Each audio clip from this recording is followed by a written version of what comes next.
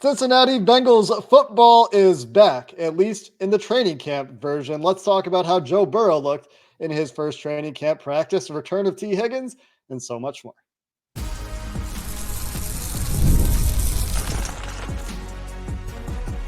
You are Locked On Bengals, your daily Cincinnati Bengals podcast.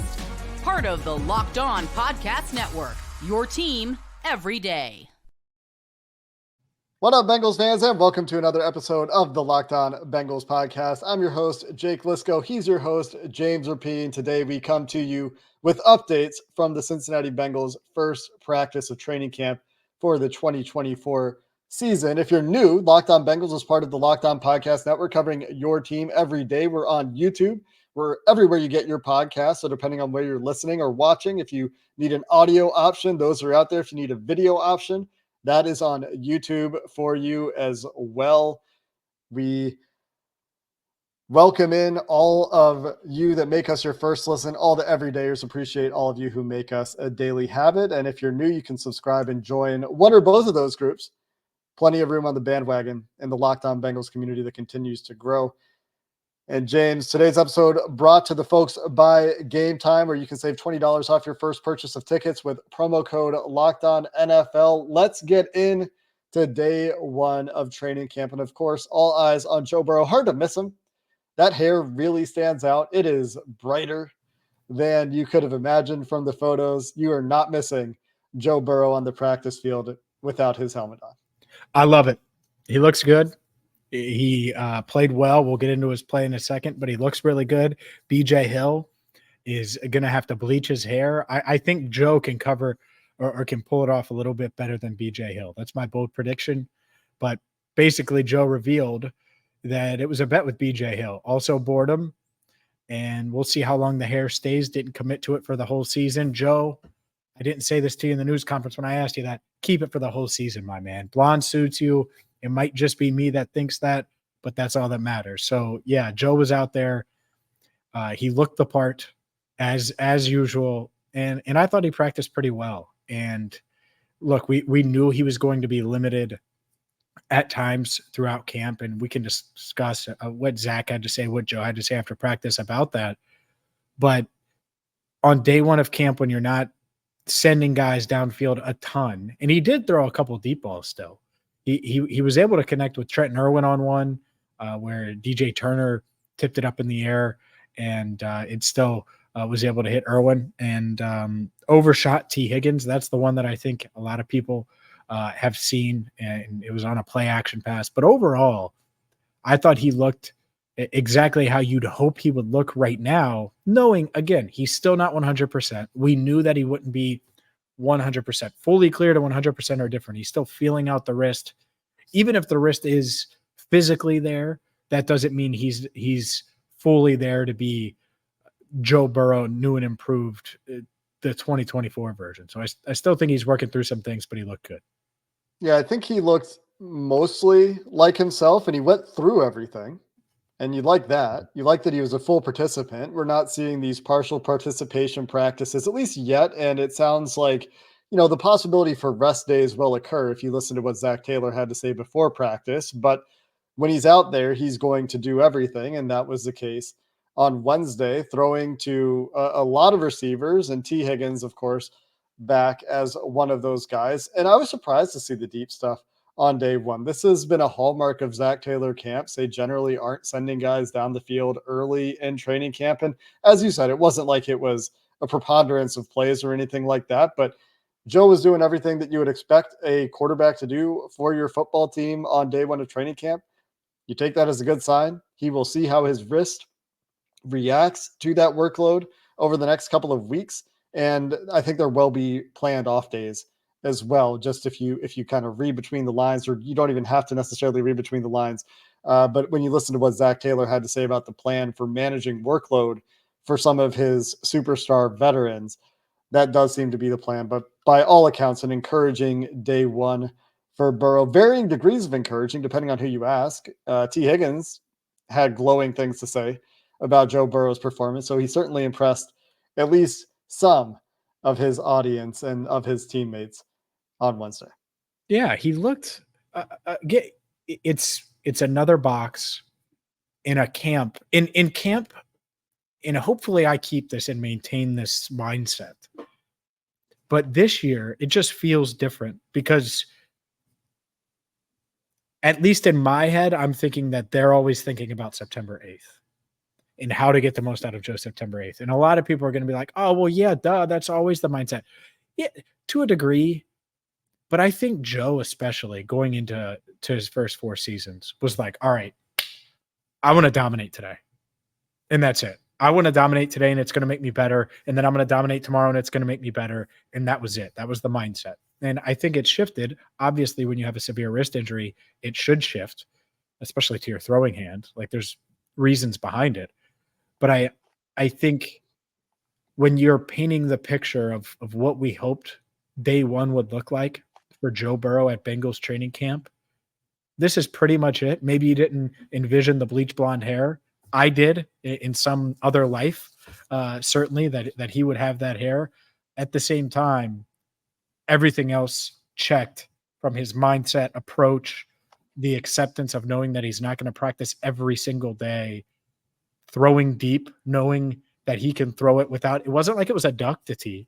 He overshot T, but he was under pressure too. Not a bad ball when you think about it. So I think overall, I liked what I saw from him. Had a nice back shoulder throw to Charlie Jones, another one that stood out to me. And that was, so they broke all of the individuals and went straight to 11 on 11. It's not like they ushered in with 7 on 7. They went straight to 11 on 11. Third play from scrimmage, he finds Charlie Jones for a first down. It would have been a third down, and he finds Charlie Jones on third down for a first down. Interesting note that they went straight into 11 on 11. Yeah. I do think that maybe we're making a mountain out of a molehill here. There does seem to be a different approach to this preseason from Zach Taylor. From playing in preseason games to going straight into 11 on 11 work on day one of training camp. I could just not be remembering them doing this in the past early in training camp at some point in time, but that does seem like a bit of a ramped up pace and a ramped up ramp up, as it were. And it's not like necessarily massive difference, but you're getting under center work. You're getting under center play action work. There's some different stuff they're doing on offense. And maybe today was just like an under center day. We'll see if that continues throughout camp and how much of that is truly emphasized. But like between that and the deep balls and some of these other things that we're hearing from the team's approach to this preseason, it does feel like they've altered their approach, at least in some ways that maybe I can't articulate exactly yet, but are setting off little alarm bells like, oh, that's a little bit different. Well, I think different is the right word, because I think last year's day one practice was harder. It was longer. It was hotter. But I don't remember them going straight to 11 on 11 either. And so I think the approach could be simple. It's like, all right, on the days that you are going, this is how we're going to do it. And we're going to make the most out of the reps and maybe I think it's a balance, and it is unique, and clearly it's tweaked, to your point. And I do wonder if this is just how they do it. I mean, Joe pretty much told us he's not practicing on Friday. Like, we know that now. And maybe it changes. Maybe tomorrow they decide to pull him back, and then instead he practices more on Friday. I think it's a day-to-day type thing, like he said, where they'll adjust and kind of ad-lib on the fly when you need to, which they should do and be willing to change things. But clearly they wanted to get some under center work today. Clearly they were willing to put these receivers in a position to make plays downfield. And even though it wasn't a ton, it was there. And I do think that that's interesting. The big change, though, I saw more under center from Joe today than I remember seeing at any other training camp, probably ever. And so that's certainly something, and not that it was a ton, but there was certainly some in there, and that's worth noting. And it's something that we'll have to continue to monitor, right? This could be the start of a trend, and that would be very interesting to be sure that there could be some of these changes coming. We will continue to monitor what happens in practice, and if we see it for multiple days, then we can really dig into those trends and talk about what we're seeing. But one thing that we saw today that we haven't seen for quite a while is T. Higgins practicing for the Cincinnati Bengals. Jamar Chase, very limited. So we'll talk about what Zach Taylor had to say about managing those guys' workload as camp begins, what we saw from T. Higgins, and a Trent Brown update as well. All those notes and more coming up next. Today's show is brought to you by Gametime. Gametime is the app you need right now. You need to get Gametime because Gametime is an authorized ticket marketplace for Major League Baseball, which means when the Reds come back from their road trip and you want to go to Great American Ballpark, well, you got to get the Gametime app. And it's not just Major League Baseball. Any live event you could think of. Maybe you want to watch Joe Burrow this preseason and the Bengals starters. The Gametime app is going to get you in the door. Maybe you're planning on September 8th against the New England Patriots when they come where I'm at right now, come to town to play the Bengals at Paycor Stadium. All you have to do is download the Gametime app, take advantage of their last-minute deals, flash deals, zone deals. They have all-in pricing. You could toggle the feature that shows the total upfront with no surprise fees at checkout. Plus, they have seat views with a panoramic view that is going to give you a view of your seat before you buy. Download the Gametime app and create an account. Use code LOCKEDONNFL for $20 off your first purchase. Terms apply. Again, create an account and redeem code LOCKEDONNFL for $20 off. Download Gametime today. Last-minute tickets, lowest price, guaranteed.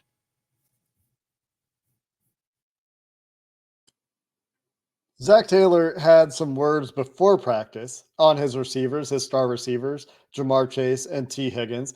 Also got an injury update on Trent Brown, but let's start with those receivers. T. Higgins notably did practice in full, and I thought from the clips I saw, James, and obviously you saw more than me, I thought he looked really good. It was a great reminder. I'll put it this way, that he has incredible movement ability for a wide receiver of his size, for a guy that moves the way he does. And so seeing that was great. We can talk about what he did in practice, but notably before practice, Zach Taylor said that it would be a limited day for Jamar Chase today. And that is something that we will be monitoring. And that T. Higgins would have a limited day tomorrow on Thursday, the second day of camp. So interesting to hear that there was this load management plan for the wide receivers right away. We'll see what that develops into for Chase, but seeing T. Higgins come back with the team, go full in his first day back after signing that franchise tag was a sight to see. Yeah, it was. And we will get to Chase. Let's start with T. There's a lot here with T.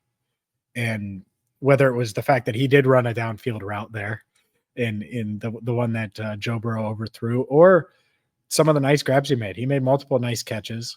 Joe Burrow saying, "It's great to have you back." Apparently he yelled it to him. Joe said at one point when he made a catch in 11-on-11 or 7-on-7. I'm not sure which period it was, but clearly T is in great shape. Clearly T put in the work. I've talked about it a lot. I even talked about an hour ago in the locker room with T, and I mentioned, I was like, man, I remember he's been training with this guy named David Alexander at DBC Fit in Miami. And that's who trained LeBron James, Dwayne Wade. Our everydayers are going to hate that I keep bringing this up, but I was like, T, I followed that dude like 14 years ago when LeBron went to Miami. And he's like, yeah, man, I feel great. And I didn't get to talk to him a ton about specifics. I know he did more track work than he has in the past. He certainly looks just stronger, more physically imposing. And so I think T, his mindset in his approach this offseason was in the right place. And in everything we had said really all offseason about it, of course he's frustrated about the contract and that he doesn't have a long-term deal and all of those things. But that didn't get in the way of the work. And he's a pro. And clearly you saw it today. The fact that he practiced today, because just wait till we get to Jamar, but the fact that he practiced today and he didn't have to, he could have easily been like, I'm all right, and been limited not only Thursday, but Wednesday as well. And he didn't. He was out there practicing, catching passes, participating in team drills, doing everything that you would expect T. Higgins to do regularly. Like it was day 10 of camp. He was doing it on day 1. And he talked about at his locker room why he wanted to sign the deal. He wanted to kill the noise. He wanted to get the drama out of the way. Didn't want to deal with people tweeting at him anymore about all this stuff. He just wanted to focus on football and get back to focusing on this year, focusing on the goals for the team this year. And it seems like that is the mentality across the locker room. And yeah, I mean, I thought he looked very good considering he hasn't been with the team. Not that that necessarily means he's not training. Obviously, as you're just describing, like he's doing all the football work away from the facility. And it's just getting that reminder. Haven't seen T for a while. Seeing the way that he moves at his size is always a little bit of a, oh yeah, that is a special thing that T. Higgins does that sometimes can be overlooked. Yeah, I agree with you. And I would describe it this way. He's more physically imposing, certainly than he was a few years ago. I would say certainly just first impressions than he was last time I saw him in person, which would have been January. I think I might have bothered him in January at the end of the season at his locker. So yeah, I think it's fair. And he said this too, that he wants to have his best season as a Bengal yet. Mindset, Super Bowl, all of those things. The other thing, and this is a testament to T's character because he didn't have to talk at all. Agreed to talk with the media. Obviously, Joe Burrow was talking. And so half of us were in on Joe Burrow. The other half went to T. Well, the other half came in after Burrow, and he was gracious enough to talk to us too. And obviously, the interviews are a little different. You're going to see different quotes out there. It's sort of like the mock turtle soup day. But the theme is the same. Of course, he wanted a new deal. He understood that it wasn't going to get done, that he wasn't going to get traded. So he said, well, I might as well just sign this because he knew he was going to have to sign it at some point. Sign it, get it out of the way, and focus on football. And he was clearly focused on football this offseason because he looks the part. And I'm excited. I think T. Higgins is going to have a big, big year. And if he has a big year, the Bengals are probably having a big year alongside him. Strikes me as a very practical decision to sign the franchise tag when he did. Very professional, let's say. Took care of business in the offseason, is there for training camp to get all the reps that he needs to get. Seems to have his mind in the right place. Mm-hmm. That is the impression that I got from T. Higgins. You mentioned that he's looking more physically imposing, and he and Joe Burrow can be in that club together. Zach Taylor didn't mention this earlier, saying, yeah, he doesn't just look bigger, talking about Joe Burrow. He is bigger. And Joe Burrow himself actually also mentioned, I think his weight, didn't he? 220 or so? Between 215 and 220, depending on how many protein bars he has in the morning. That's right, which is the biggest he's been since entering the league. Now, we talked about T. Higgins' focus, and there have been some questions in recent days, mostly coming from NFL Live on ESPN, mostly coming from Adam Schefter, leading the way here, leading the charge, about the future for Ja'Marr Chase. And Ja'Marr Chase isn't going to play this year for $1 million. Well, no, because he's owed more than $1 million for this year in year 4 of his rookie deal. But that little detail aside, Ja'Marr Chase did not practice much. He went through a little bit of work with the team, but didn't do a whole lot. He was there on Wednesday, but didn't really participate in team stuff. James, you can speak more to his participation. Did he do individual work? Well, that's why I wanted to hold off when we were talking about T and Ja'Marr and push Ja'Marr into his own bucket. And no, Ja'Marr wasn't limited. There was no limited. Ja'Marr did as much as I did. Now, the difference is Ja'Marr was helping his teammates. Did you stretch? That's sure. Sure I did. Okay. I mean, but I mean the individual stuff before practice where receivers are just kind of, getting loose, working on a route, stopping, starting, none of it. And so he was out today is what his definition. Stretching isn't enough during the week, by the way, in a game week to be limited. Just so we know from a declaration standpoint, injury declaration, injury report standpoint, I would have had him out today. And so that's a storyline, Jake, of, all right, well, Zach said he was going to be limited but not do much. He's completely out. He was scheduled to potentially be out tomorrow, I think was the vibe, or T be out and Ja'Marr be just kind of limited again. And maybe that's it. Maybe they decided to hold Ja'Marr out today and then he'll go tomorrow. It's fluid. I don't want to make any rash observations here when it comes to Ja'Marr Chase, but he didn't do much on Wednesday outside of talk to his teammates. He did take some extra work after practice, so that's something. He's still working, but he's not practicing, and that means we have to monitor it and see what develops there. it wouldn't be shocking if this lingers through for a few days or for a bit of time, but we'll have to see how this develops and if the workload management that Zach Taylor alluded to continues into days 2, 3, 4 of training camp, back together weekend coming up this weekend, all of those things. Coming up next, we'll wrap up day 1 of training camp. We've got a Trent Brown update from Zach Taylor as well. Any closing thoughts on Jamar Chase we'll get to, and any other big takeaways, including a Trey Hendrickson note from day 1 of Bengals training camp coming up next.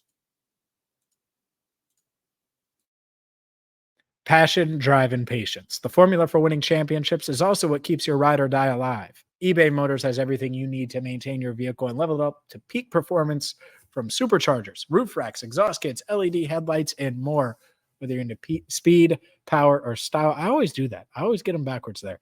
Speed, power, or style, eBay Motors has you covered. I've used eBay Motors, and you should too. Whether you're looking for a Daewoo like me, whether you're looking for a brand new Mercedes-Benz like Jake Lisco, eBay Motors has 122 million parts for your number one ride or die. You'll always find exactly what you're looking for with eBay Guaranteed Fit. Your part is guaranteed to fit your ride every time or your money back. Because with eBay Motors, you're burning rubber, not cash. With all the parts you need at the prices you want, it's easy to make your car the MVP and bring home huge wins. Keep your ride or die alive at ebaymotors.com. Eligible items only. Exclusions apply. eBay Guaranteed Fit only available to U.S. customers. Before we hit the Trent Brown update that we got from Zach Taylor, Amarius Mims taking all of those first team reps, good experience for him. Any closing thoughts on Jamar Chase? I just don't want to close that conversation too quickly if you had anything else to say. Yeah, I think it's obviously something to monitor. I'm not hitting the panic button on it because we haven't heard from Jamar on that level. What I will say is he was in a good mood in the locker room for sure. The other hair note, Jamar, T, and Joe all have short hair now. It was Jamar's idea apparently, and then T did it first, and so beat Jamar to the punch. Neither one plans on dyeing their hair blonde, but you get the point. It's not like Jamar was angry in the locker room. He was joking around. I had that conversation with him. He was talking that way. It's just he didn't have a formal interview at his locker. So that could happen as soon as Thursday. Hopefully we do get an idea of his mindset. But much like T, I know he was training really hard this offseason, and he has every reason, contract or not, to go out there when week 1 rolls around and play at a really, really high level. And I'm sure his goals on his mirror are pretty high this year. So we'll see if he can deliver. And Joe Burrow's comments on Jamar Chase, because he was asked about it, of course, was that Jamar's business is his business, roughly, and he'll be ready to go when he's ready to join us. Now, that's kind of the vibe from Joe Burrow, not necessarily dousing any of the Adam Schefter comments of the world or PFT columns, but similar to the way Joe Burrow's talked about any other player with contract business going on. I asked T about that, by the way, just the knowing that he was going to have support from his teammates and how much that helped, knowing that he could just show up when it was ready, when he was ready, and they would support him. And he said that was really reassuring. And so I'm sure Jamar feels the same way, even though it's a different situation. And we'll see when he gets out there. Who knows? Maybe he catches a deep ball from Burrow on Thursday. You never know. Yeah. We could be putting this to bed entirely the next time we talk, and we'll see what happens between now and then. If you're looking for other examples, by the way, of non-quarterback first-round picks getting extended before their 4th year, obviously Christian Darrisaw just signed a deal with the Vikings. Devontae Smith with the Eagles, another example. Colton Miller back in 2021. Andrew Thomas in 2023. Obviously, it took until the 4th year for a number of important players for their respective teams.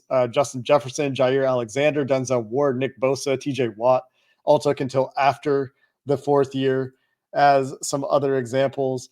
And Jalen Waddle was the other one this year that got his deal done. 2021 first rounder that got an extension after year 3. So if this is related to extension stuff for Jamar Chase, the reality remains to me that the Bengals have every reason to get it done. They should get it done. It may or may not happen. It doesn't sound like it's terribly likely. If you listen to the way Mike Brown talked about it, we discussed that at length after Mock Turtle Soup Day. I think that was after Monday. So a couple episodes ago here now. But nothing has really changed since then, except that, Jamar Chase is going to play football for the Bengals this year. That's that's not a change. That's just the bottom line, I guess, to be clear. Yeah. No concern there. It's more so, all right, how long do they take the ramp up? We know they're going to play in the preseason. And at the same time, and I think this does go and transition into the Trent Brown stuff, unless you have more with Jamar. No. I expect this kind of approach with a lot of veterans. I think Trent Brown could have practiced today, and I have no doubt about it. But why rush him out there when you didn't sign him to be a great right tackle on July 24th? You just didn't. Jamar isn't here to be a game-changing weapon on July 24th. Do you want him out there and get the reps and all of those things? Absolutely. But I think that the theme of camp, again, is it starts with Joe, as always. And then that's bleeding through to these other guys to get them right. So not shocked, but we could get into Trent in a second, I guess. Yeah, I mean, I guess remember last year when Joe Burrow wasn't practicing because of the calf, there were a lot of light days for Jamar and T last year where they're just kind of throwing between each other. And Tyler Boyd, too. They're just kind of throwing between each other in the middle of the fields. I remember that pretty vividly, where they're not necessarily going 100% every practice. And so we'll see how the ramp up goes. Kind of the bottom line there. We'll see how it goes. Trent Brown, Zach Taylor said dealing with some tightness. Do you miss Trevor Siemian, by the way? I am hopeful to watch Joe Burrow practice for the Cincinnati Bengals in a week. Let's say that. Yeah. If you come and, I'm not even going to say it, but if you're never coming to training camp again. I'm just going to say it right now. Fair? Trent Brown, I just don't want to even put it into the world. That's why I didn't say it. That's why I didn't say it.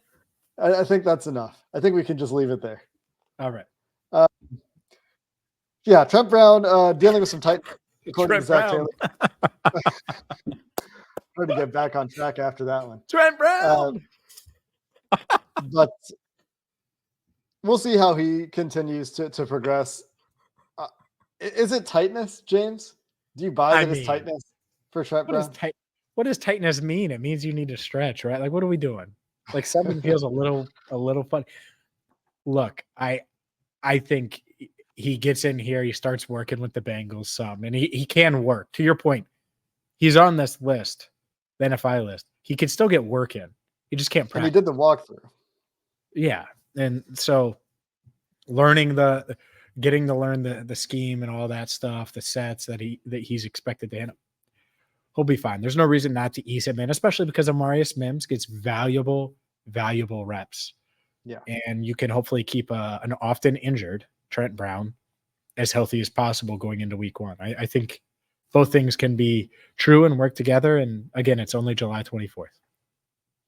We'll continue to have thoughts on how Amarius Mims is practicing. I'm sure all of you are very curious about how Amarius Mims has performed as he's working with the ones, but pads aren't on in the trenches yet. And that makes a big difference in how offensive linemen and defensive linemen physically interact in terms of blocking. Those pads are targets for offensive linemen. And when there's no pad to grab, I know that's making you think holding. That's not how holding works.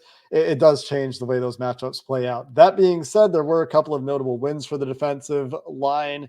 One of them you talked about earlier, that throw from Joe Burrow overshooting T. Higgins. That was a very quick win from Sheldon Rankins going against Cordell Volson. That probably was a sack in a game. If not, it's a hit. It's a hurry. No doubt. It very well could have been a sack with how quickly Sheldon Rankins won that rep. The other one that I wanted to mention before we get out of here is Trey Hendrickson had a very quick, very clean win coming around the left tackle, coming from the right side. Joe Burrow in the shotgun. It was a third down rep, I believe. There was an audible before the play because the defense was showing a blitz, and Trey Hendrickson just timed up the snap and just blew straight by Orlando Brown on the left side. That is a clean sack every day of the week. which obviously you would prefer Trent Brown to make that block and protect Joe Burrow, knowing Brett the Brown, caliber of Orlando Brown. Orlando Brown, sorry, knowing that he's going to have to face, Myles Garrett's of the world, etc. this year. But he goes over to the sideline afterward, and Willie Anderson has this on video because Willie Anderson was there today. And he walks over right to Willie on the sideline, and he's like, yeah, just to get off. And that's what it was. He just timed up the snap perfectly.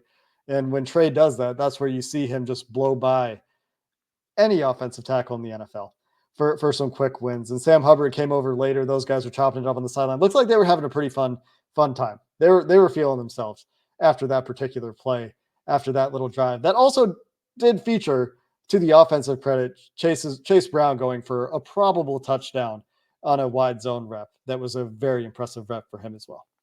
Yep. Ton of clips that I tweeted or X'd at James Rapine. And I'm looking forward. Today was, just full disclaimer, a drama-ish filled show, right? We had to talk about Chase, Joe takeaways. We're going to get a lot of football stuff moving forward. So buckle up, Locked On Bengals listeners, because that's coming. I know Jake's excited about that. He mentioned that Chase Brown play. We'll see if Chase Brown can double down and do it again on Thursday. Yeah, excited to watch what's going on with Chase Brown in the next couple of days. Andre Yosevich, where he's getting used, how he's getting used, rotations at receiver. Mike Gesicki getting some early work with Joe Burrow, what those early returns look like. Obviously, we got to talk about the cornerbacks as well. Cam Taylor-Britt didn't talk about this much. We'll get to it tomorrow if we have time. Is going to be eased in. He's coming off a tonsillectomy. He had his tonsils taken out, according to Zach Taylor, so they're going to ease him back in. He's a week removed from that surgery, so wishing him a speedy recovery as well. But with more football to cover coming up tomorrow, that's going to do it for this episode of the Locked On Bengals podcast. Until next time, thanks for listening. Hoo day, and have a good one.